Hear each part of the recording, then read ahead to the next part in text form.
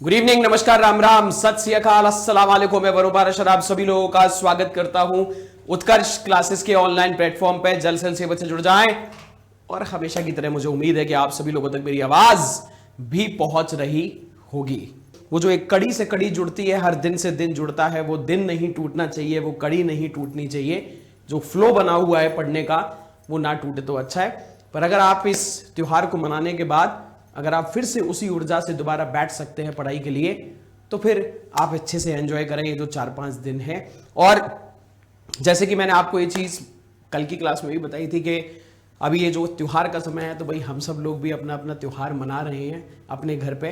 पर हम यही चाहते हैं कि आपकी जो पढ़ाई है वो पढ़ाई रुकनी नहीं चाहिए। तो इसलिए आपकी ये जो क्लासेस हैं, इन क्लासेस को आपको क्या है दिया जा रहा है, लाइव नहीं रहेगी पर आप लोगों को ये क्लासेस उपलब्ध कराई जा रही है, जिससे आप लोग अपनी तैयारी बेहतर कर सके। तो इसलिए पोल को जो है पोल आपका उपलब्ध नहीं रहेगा। चलिए, सबसे पहला प्रश्न आ रहा है आप लोगों के सामने, तो बताइए क्या है आपको इसका सही आंसर क्या देखने को मिलने वाला है, बताएं। समझते हैं इसकी कहानी। निम्नलिखित में से कौन सा बौद्ध पवित्र स्थल निरंजरा नदी के तट पर स्थित है? क्या वो बोध गया है, कुशीनगर है, लुम्बिनी है, या फिर आपको क्या है ऋषिपटन देखने को मिल जाएगा? देखो, कुशीनगर की अगर बात की जाए तो ये आपको कहां पर, ये आपको उत्तर प्रदेश में, यूपी में देखने को मिलता है। और ये आपको क्या है, मल्ल महाजनपद की क्या है, आपको ये राजधानी भी देखने को मिल जाएगी। तो 16 महाजनपद हुआ करते थे, उसमें मल्ल महाजनपद की कैपिटल थी बोध गया, जहां पे क्या है गौतम बुद्ध को यहां पर क्या है आपकी ज्ञान प्राप्ति हुई थी। और इसके लिए एक शब्द भी प्रयोग किया गया था, निर्वाण। और जो नदी बह रही थी वो नदी आपकी कौन सी थी? आप उसे निरंजरा नदी भी कह सकते हैं। तो इसका सही आंसर आपको जो देखने को मिला वो क्या है आपका A will be the right answer, या फिर फाल्गु भी कहा जा सकता है। नेक्स्ट बताएं। बौद्ध संघ में भिक्षुणी के रूप में महिलाओं के प्रवेश की अनुमति गौतम बुद्ध ने कहां पे दी थी? शरावस्ती में, वैशाली में, राजगृह में, या फिर आपके कुशीनगर में? देखो, ये जो संघ होते हैं ये होते हैं बौद्धों के मठ। मठ यानी कि इसको आप इंग्लिश में मोनेस्ट्री कहते हो, मठ यानी कि मोनेस्ट्री।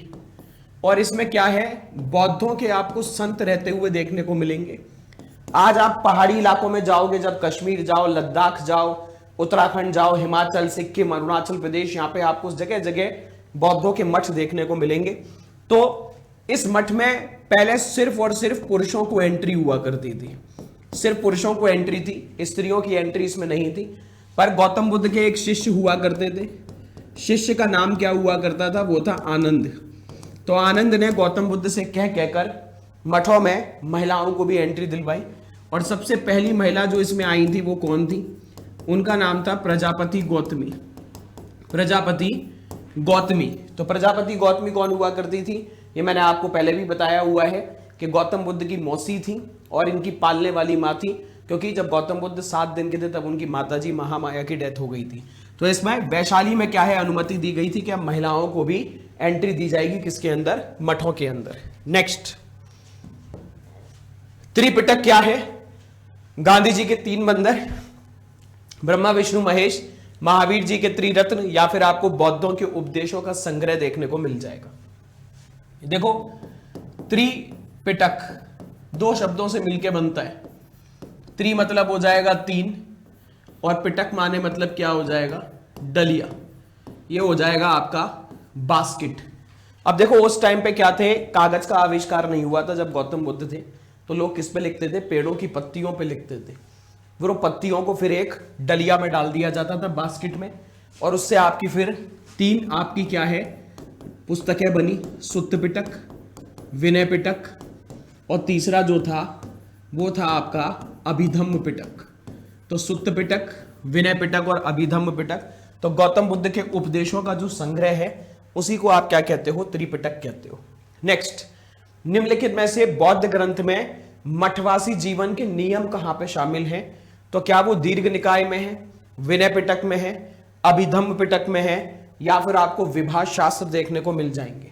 देखो, 2 पिटक मैं आपको बताता हूं, एक तो सुत्त पिटक और विनय पिटक। सुत्त पिटक में क्या है? गौतम बुद्ध के क्या दिए गए हैं? इसमें गौतम बुद्ध जी के उपदेश दिए गए हैं सुत्त पिटक में। और इसको लिखने वाला व्यक्ति कौन था? गौतम बुद्ध के शिष्य हुआ करते थे आनंद, उनके द्वारा लिखी गई थी। विनय पिटक में आपके क्या दिया गया है, जो बौद्ध संत जहां पे रहते हैं उस जगह को बौद्धों का मठ कहते हैं, और मठ में रहने के भी कुछ नियम होते हैं, तो वही नियम आपके दिए गए हैं किसके अंदर, विनय पिटक के अंदर। तो इसका सही आंसर जो है वो आपका बी रहेगा। अभिधम्म पिटक में आपका क्या है, गौतम बुद्ध के बौद्ध धर्म के जो सिद्धांत हैं उनकी क्या है, यहां पे दार्शनिक व्याख्या की गई है। जो बौद्ध धर्म के सिद्धांत है उनकी क्या है, यहां पर व्याख्या आपको देखने को मिलेगी अभिधम्म पिटक में। निम्नलिखित में से किस बौद्ध साहित्य में नैतिकता और सिद्धांत के मामलों पर गौतम बुद्ध के उपदेश दिए गए हैं? अभी पिछले क्वेश्चन में बताया, विनय पिटक है, जातक कथाएं, अभिधम्म पिटक है, या फिर आपकी सुत्त पिटक। देखो अगर जातक कथाओं की अगर बात की जाए यहां पे, तो जातक कथाएं आपको ये कुल मिला के कथाएं कितनी देखने को मिलेंगी, 547 कथाएं। और ये कथाएं कौन सी भाषा में लिखी गई हैं? ये सभी कथाएं पाली भाषा में लिखी गई हैं। इन कथाओं में क्या दिया गया है, गौतम बुद्ध के जो पूर्व के जन्म रहे हैं, गौतम बुद्ध के जो पूर्व के जन्म रहे हैं उनको क्या है, कहानी के तौर पर दर्शाया गया है। गौतम बुद्ध के जो पूर्व के जन्म रहे उनको क्या है, कहानी के तौर पर दर्शाया गया है। और इसका सही आंसर जो रहेगा वो मैंने आपको बताया, गौतम बुद्ध के जो उपदेश हैं वो किस में दिए गए हैं, सुत्त पिटक में। विनय पिटक अभी बताया था मठ में रहने के नियम, और अभिधम्म पिटक में बौद्ध धर्म के सिद्धांत की व्याख्या की गई है। नेक्स्ट, अशोकराम मठ कहां पर स्थित है, ये आपसे पूछा जा रहा है। क्या वो आपको वैशाली में देखने को मिलेगा, क्या वो पाटलिपुत्र में, क्या कौशांबी में, या फिर आपको श्रावस्ती में देखने को मिल जाएगा? ये आप लोगों का एक होमवर्क है, मैंने आपको पिछली क्लास में भी होमवर्क दिया था। कुछ बच्चे जो हैं प्यारे प्यारे बच्चे होते हैं भाई, क्लास खत्म होने के बाद ऑफलाइन में बड़े अच्छे से जवाब भी देते हैं जब क्लास खत्म हो जाती है, पर कुछ बच्चे, कुछ क्या ज़्यादातर बच्चे नालायक होते हैं जो क्लास खत्म हो गई और फिर उस होमवर्क का क्या है, फिर आकर जवाब भी नहीं देते हैं। तो भैया नालायकता छोड़ दो और जवाब जरूर देना इसका, ठीक है, होमवर्क में। नेक्स्ट,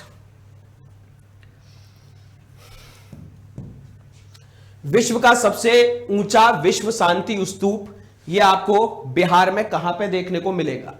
क्या ये आपको वैशाली में देखने को मिलेगा, या फिर आपको नालंदा में देखने को मिल जाएगा, या फिर आपका राजगीर में है, या फिर आपको क्या है पटना में देखने को मिल जाएगा? बताइए क्या इसका आंसर होना चाहिए? जल्दी जल्दी कमेंट सेक्शन में आप लोग इसको छाप दीजिए।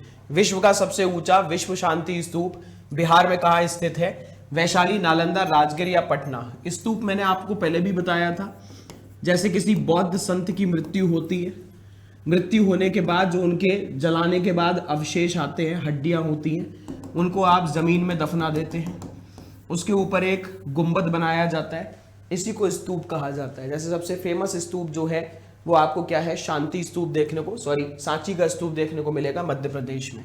सही आंसर आपको जो देखने को मिलेगा विश्व शांति स्तूप जो है वो आपको कहां, राजगीर। ये राजगीर वही जगह है जहां पे आपकी सबसे पहली बौद्ध संगीति भी हुई थी, जो मैंने आपको पहले की क्लासों में पढ़ाया हुआ है।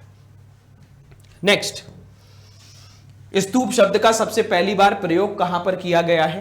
क्या वो ऋग्वेद है, जातक कथा है, अर्थशास्त्र है, या फिर आपको अष्टाध्यायी देखने को मिल जाएगा? देखो अष्टाध्यायी जो है वो आपकी व्याकरण पर आधारित पुस्तक है, लिखी गई है किसमें, संस्कृत में। किसमें लिखी गई है? संस्कृत में। अर्थशास्त्र जो है ये आप सभी लोग जानते हैं चंद्रगुप्त मौर्य के गुरु चाणक्य के द्वारा लिखी गई है, चंद्रगुप्त मौर्य के गुरु चाणक्य के द्वारा। जातक कथाएं मैंने अभी आपको बताए पाली भाषा में ये लिखी गई हैं, और इसमें गौतम बुद्ध के जो पूर्व के जन्म हैं उनको कहानियों के तौर पर दर्शाया गया है, पूर्व के जन्म को कहानी के तौर पर दर्शाया गया है। और जो आपको क्या है, ऋग्वेद जो है इसी में आपको सबसे पहली बार क्या है, स्तूप शब्द आपको देखने को मिल जाएगा। कमेंट सेक्शन में आप लोग बताओगे कि सांची का स्तूप जो है उसको यूनेस्को की विश्व विरासत सूची में कौन से सन में शामिल किया गया था? सांची का स्तूप जो है उसको कब शामिल किया गया था विश्व विरासत सूची में? बताएंगे जरूर। वह स्तूप स्थल जो भगवान बुद्ध के जीवन की किसी भी घटना से संबंधित नहीं है, क्या वो सारनाथ है, क्या वो सांची है, क्या वो बोध गया है, या फिर वो आपको कुशीनगर देखने को मिल जाएगा? बताएं। देखो सबसे पहली चीज, सारनाथ में तो गौतम बुद्ध जी ने अपना प्रथम उपदेश दिया, तो ये तो संबंधित है। और प्रथम उपदेश के लिए आपका शब्द क्या बताया था मैंने पहले की क्लासों में? धर्मचक्र प्रवर्तन। धर्मचक्र प्रवर्तन। बोध गया में इनको ज्ञान प्राप्ति हुई, बिहार में है ये बोध गया। इसके लिए शब्द प्रयोग हुआ निर्वाण, इंद्रियों पे कंट्रोल हो गया। फिर आपका कुशीनगर की बात की जाए, कुशीनगर में इनकी डेथ हुई थी, इन्होंने अपने प्राण त्यागे थे। इसके लिए शब्द प्रयोग हुआ है आपका महापरिनिर्वाण। क्या शब्द प्रयोग हुआ है आपका? महापरिनिर्वाण। हालांकि सांची जो है वो गौतम बुद्ध के जीवन से संबंधित तो नहीं रहा। सही आंसर जो देखने को मिलेगा वो क्या है आपका? B will be the right answer. चलते हैं नेक्स्ट वाले की तरफ, अगले वाले का जवाब दें। निम्नलिखित में से किसे एशिया का प्रकाश कहा जाता है? एशिया का ज्योतिपुंज कहते हैं। गौतम बुद्ध है, महात्मा गांधी, महावीर स्वामी, या फिर आपको स्वामी विवेकानंद देखने को मिल जाएंगे। स्वामी विवेकानंद जी की अगर बात की जाए तो इनकी बर्थडे पे हम राष्ट्रीय योगा दिवस मनाते हैं। कमेंट सेक्शन में आप लोग बताओगे इनकी बर्थडे कब आती है, कब इनका जन्म हुआ था। गांधी जी की बर्थडे आप सभी जानते हैं 2 अक्टूबर को। इस दिन हम अंतरराष्ट्रीय अहिंसा दिवस मनाते हैं। अंतरराष्ट्रीय अहिंसा दिवस, इंटरनेशनल नॉन वायलेंस डे। साथ में एशिया का ज्योतिपुंज क्या है, गौतम बुद्ध को क्यों कहा जाता है? इसके पीछे कारण यह है कि गौतम बुद्ध ने जो मार्ग दिखाया, उस मार्ग से एशिया के जो अलग अलग देश हैं उसमें बौद्ध धर्म के पालन करने वाले लोग मिले। इनको एक सही रोशनी का मार्ग दिखाया कि अगर आप इस मार्ग पर चलोगे तो आगे जाके आपको क्या है, मोक्ष की प्राप्ति भी हो सकती है। और शायद इसीलिए आज बौद्ध धर्म एशिया महाद्वीप के कई सारे देशों में आपको देखने को मिलेगा। इंडिया में, नेपाल में, भूटान में, श्रीलंका में, म्यांमार में, थाईलैंड में, मलेशिया में, इंडोनेशिया में, कोरिया में, चाइना में, इसके अलावा तिब्बत जो चाइना का पार्ट है वो वहां पे भी, जापान में, कई सारे देशों में आपको क्या है, यहां पर अभी बौद्ध धर्म आपको देखने को मिल जाएगा। ठीक है, चलते हैं नेक्स्ट वाले की तरफ, अगले वाले का जवाब। बौद्ध धर्म के हीनयान और महायान संप्रदाय के बीच सबसे बड़ा अंतर क्या है?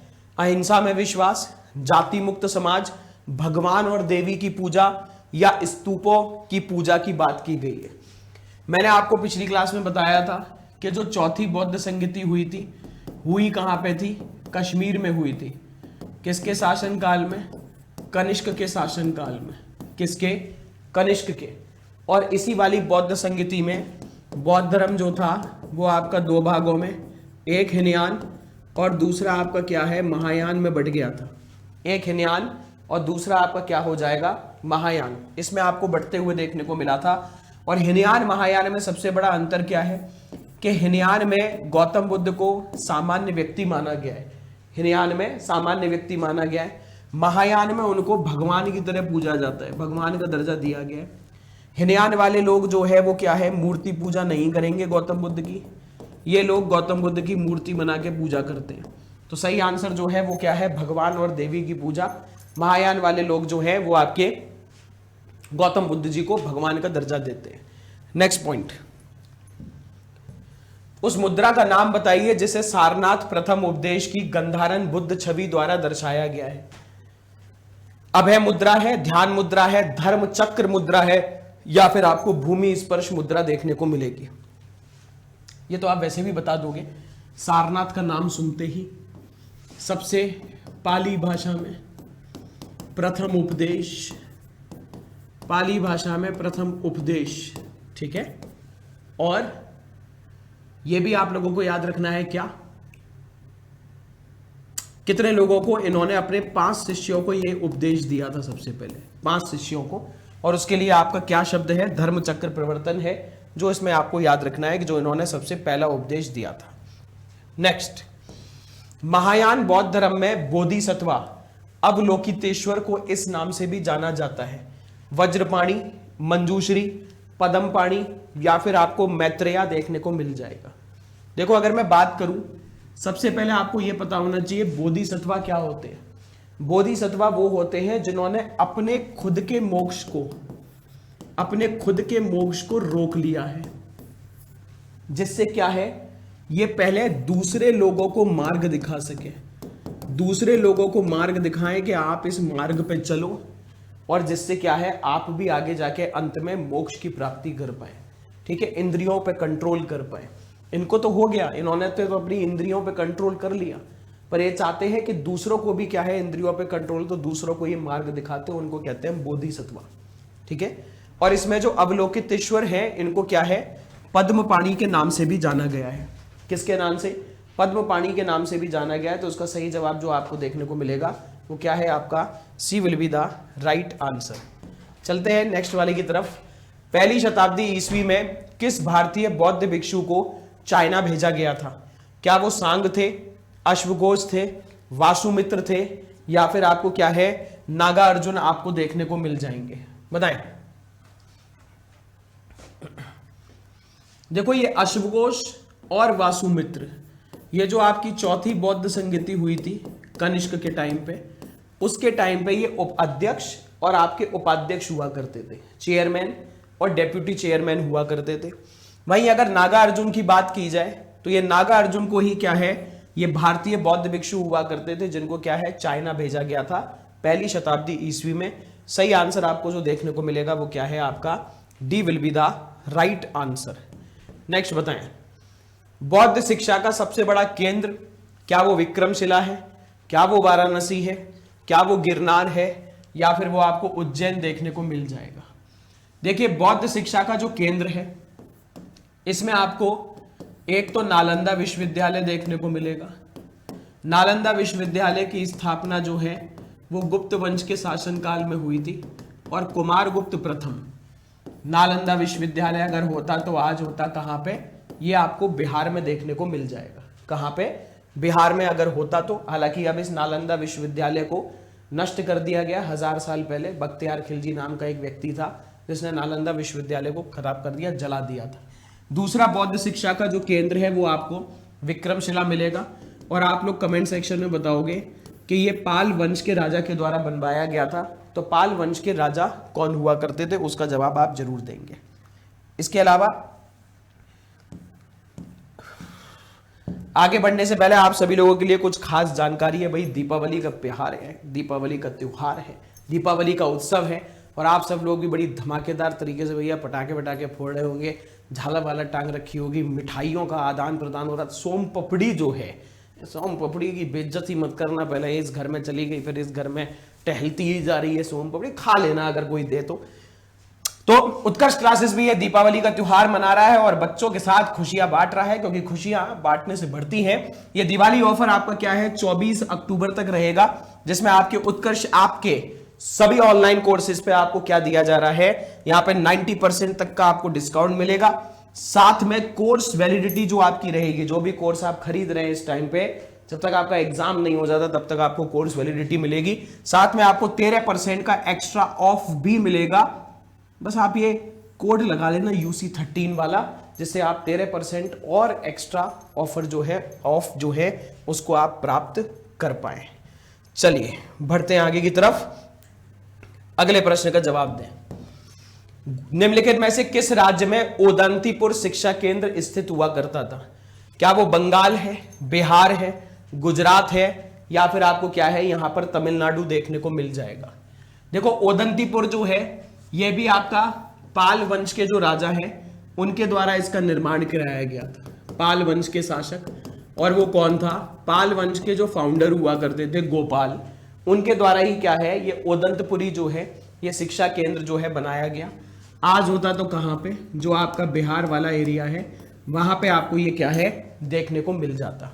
तो सही आंसर आपको जो देखने को मिला वो क्या है आपका B will be the right answer. और ये भी आपका क्या है आपके बौद्ध धर्म से संबंधित आपका एक केंद्र हुआ करता था।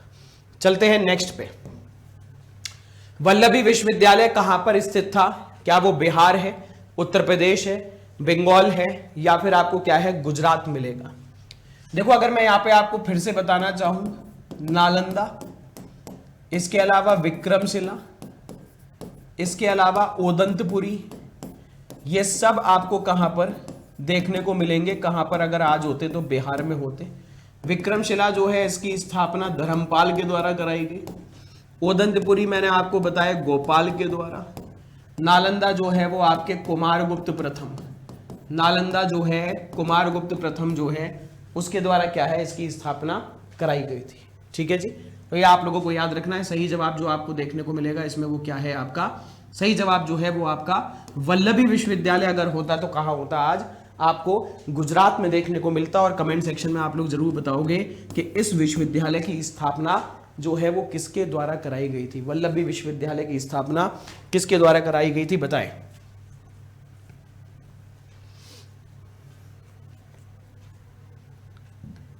देखो एक प्रश्न है, सिर्फ आपकी सामने नजरों के सामने से लेके जा रहे हैं जिससे आपको कभी ऐसे प्रश्न आ जाए तो बता पाए। नालंदा विश्वविद्यालय विश्व में क्यों प्रसिद्ध था? चिकित्सा विज्ञान के लिए, दर्शन शास्त्र के लिए, बौद्ध धार्मिक दर्शन के लिए, या फिर आपका रासायनिक विज्ञान के लिए। तो सभी लोग जानते हैं इसी नालंदा विश्वविद्यालय में, याद रखना, आपका चाइना का जो यात्री हुआ करता था हुएनसांग, वो भी आके इसमें पढ़ा था। वही जिसे आप क्या कहते हो, इसको यात्रियों का, इसे यात्रियों का क्या है, राजकुमार भी कहा जाता है। क्या यात्रियों का इसको राजकुमार भी कहते हैं। तो इसका सही आंसर आपको जो देखने को मिलेगा वो क्या है, आपका C will be the right answer. C इसका सही जवाब है। चलते हैं नेक्स्ट वाले की तरफ, अगले वाले का जवाब। निम्नलिखित कथनों पर विचार करें और चैत्य और विहार में क्या अंतर होता है वो बताएं। विहार पूजा का स्थान है जबकि चैत्य बौद्ध भिक्षुओं का निवास स्थान। चैत्य पूजा का स्थान जबकि विहार रहने का स्थान। दोनों में कोई विशेष अंतर ही नहीं है। विहार और चैत्य दोनों का उपयोग निवास स्थान के रूप में किया जाता है।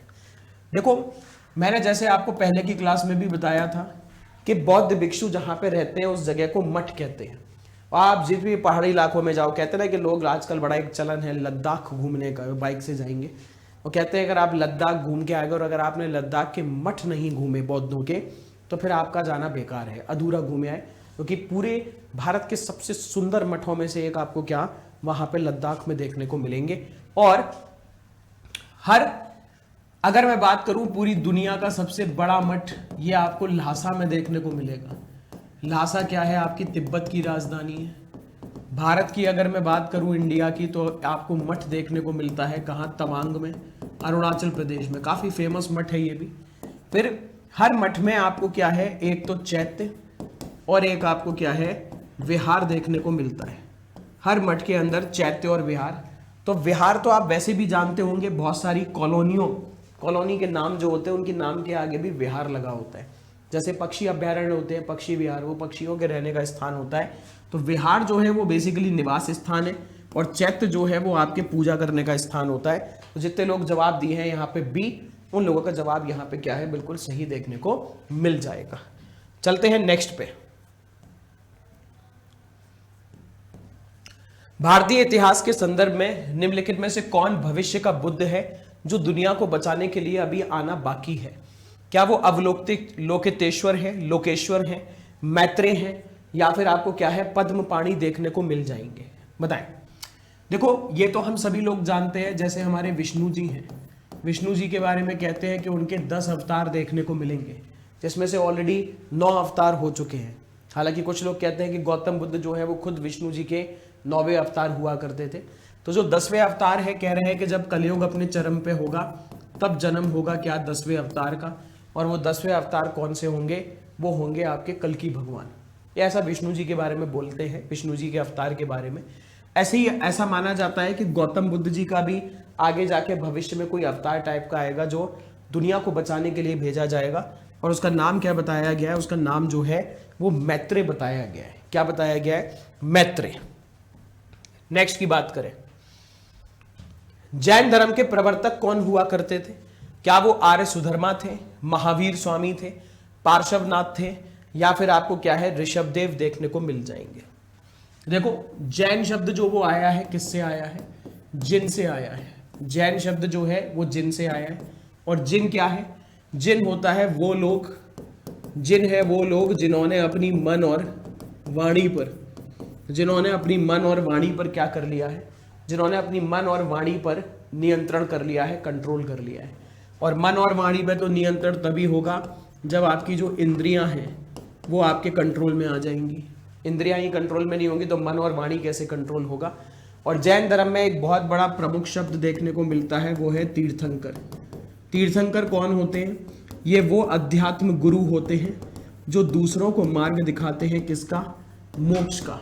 जो दूसरों को मार्ग दिखाते हैं किसका, मोक्ष का। सबसे पहले तीर्थंकर जो है वो है ऋषभदेव। महावीर स्वामी 24वें तीर्थंकर, पार्श्वनाथ जी 23वें तीर्थंकर देखने को मिलेंगे। तो सही आंसर जो रहा वो आपका क्या रहेगा यहाँ पे, ऋषभदेव जी सबसे पहले तीर्थंकर।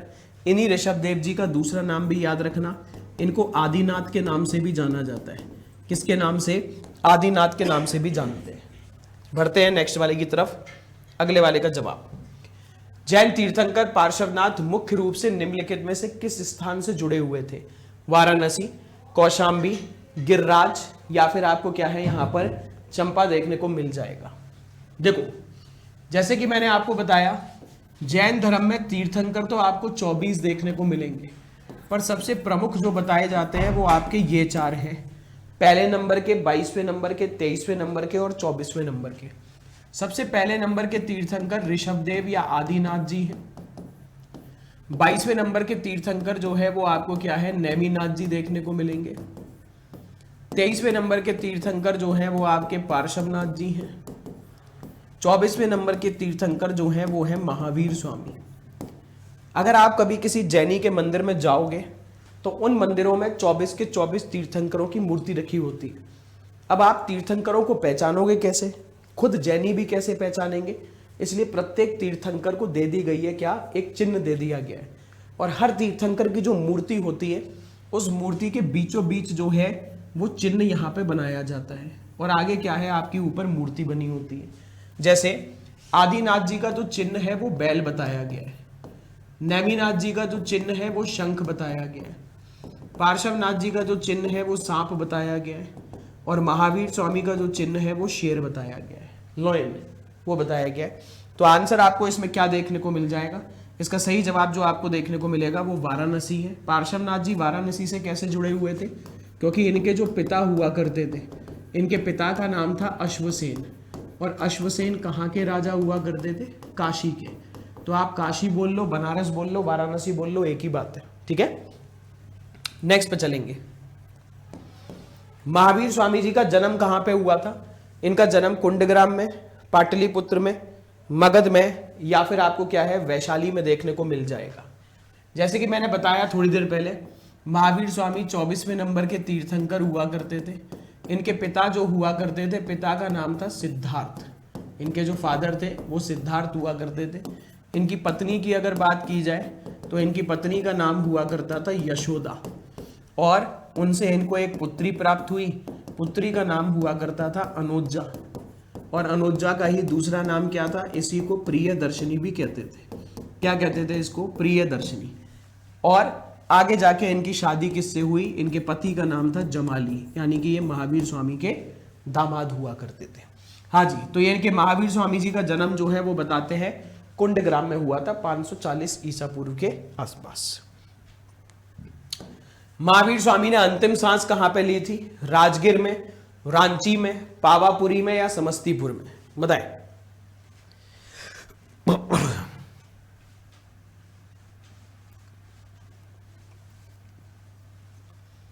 देखिए इनके बारे में ये कहते हैं, महावीर जैन स्वामी जी के बारे में सबसे पहले तो याद रखना इनका वास्तविक नाम जो था वो वर्धमान था, रियल नेम जो था, ठीक है, वास्तविक नाम वर्धमान। और इनका बताते हैं कि 468 ईसा पूर्व के आसपास निधन हुआ था। हुआ कहाँ पे था, पावापुरी में। ये पावापुरी नाम की जगह आज आपको कहाँ देखने को मिलेगी, आज आपको क्या है बिहार में देखने को मिल जाएगी। यहीं पे इन्होंने क्या है अंतिम सांस ली थी। बताते हैं 72 वर्ष की आयु में इनकी डेथ हुई थी, जब इनकी एज जो है 72 एज रही थी, ठीक है। चलते हैं नेक्स्ट पे। महावीर स्वामी को किस नदी के तट पर ज्ञान प्राप्ति हुई थी, स्वर्णसिक्ता, पलाशिनी, गंगा या ऋजुपालिका। देखो गौतम बुद्ध को 6 साल लगे थे ज्ञान प्राप्त करने में, महावीर स्वामी के बारे में बताते हैं इन्हें 12 साल लगे थे। 30 साल की उम्र में इन्होंने अपना घर त्यागा था और उसके बाद 12 साल की तपस्या के बाद 42 वर्ष की आयु में क्या है इनको ज्ञान प्राप्ति हुई थी। ज्ञान प्राप्ति जो हुई थी वो आपके राजगृह के पास, आपकी कहाँ, बिहार में हुई थी। और इन्होंने ऋजुपालिका नदी के तट पे एक साल के वृक्ष के नीचे, कौन सा वृक्ष, साल के वृक्ष के नीचे इनको ज्ञान प्राप्ति हुई थी। जैसे गौतम बुद्ध को ज्ञान प्राप्ति हुई थी पीपल के पेड़ के नीचे, इनको ज्ञान प्राप्ति हुई थी साल के वृक्ष के नीचे। सही आंसर जो देखने को मिलेगा वो आपका क्या है, ऋजुपालिका नदी इसका सही आंसर है। बहुत ही आसान प्रश्न है ये, तो आप जवाब वैसे भी दे ही दोगे। कि तीर्थंकर शब्द किससे संबंधित है, अभी थोड़ी देर पहले पढ़ा है, इतनी बार हम पढ़ चुके हैं। क्या बौद्धों से संबंधित है, ईसाई, हिंदू या जैन? मैंने आपको बताया था तीर्थंकर ये वो आध्यात्मिक गुरु होते हैं, ये वो आध्यात्मिक गुरु होते हैं जो दूसरों को मार्ग दिखाते हैं कि अगर आप इस मार्ग पर चलोगे तो आपको क्या है, मोक्ष की प्राप्ति हो जाएगी। तो ये किससे संबंधित है, ये आपको जैन धर्म से संबंधित देखने को मिलेंगे, जो कि आपका जवाब बिल्कुल सही है। नेक्स्ट, प्रभासगिरी जो है वो आपके किसका तीर्थ स्थल है?